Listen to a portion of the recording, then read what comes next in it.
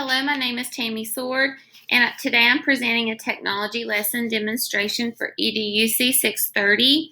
I have chosen Screencastify as my technology tool to focus on meeting an organizational need for targeted professional development, and it is supported by the ISTE standard for educators as leaders as we seek to shape, advance, and accelerate a shared vision for empowered learning by engaging with all of our education stakeholders. This presentation serves to help instructors in completing the GED examinee request list for their students. We will start, let me back up.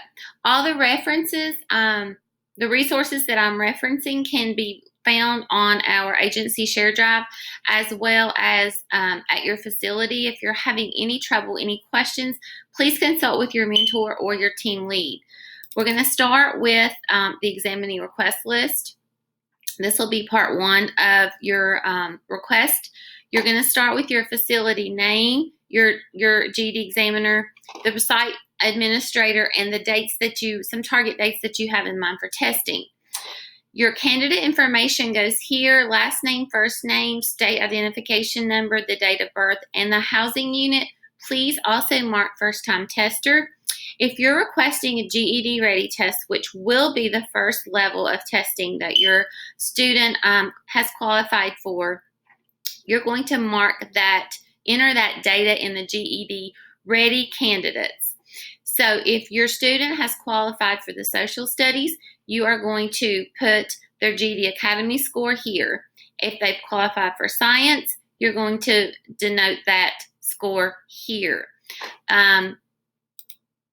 For some help with that,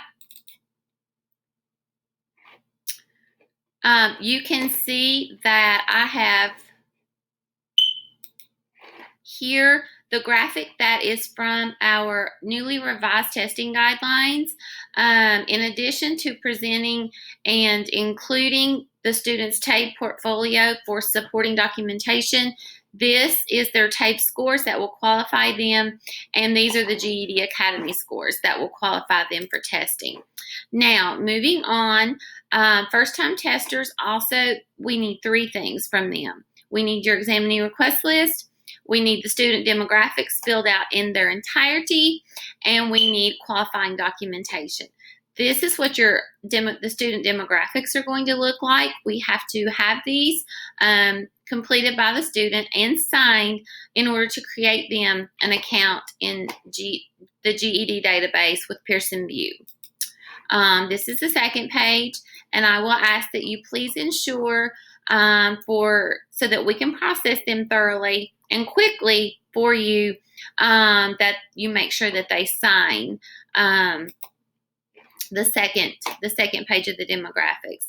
The last page that I'm going to show you, and this is where you submit the documentation for the data that you entered on the examinee request list.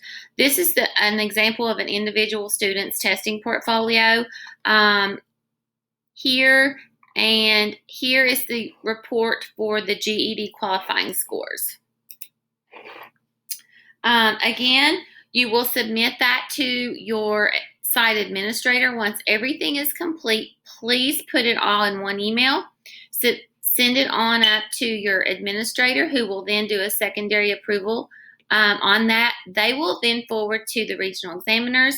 We will do another level of approvals and send on to central office for final approvals.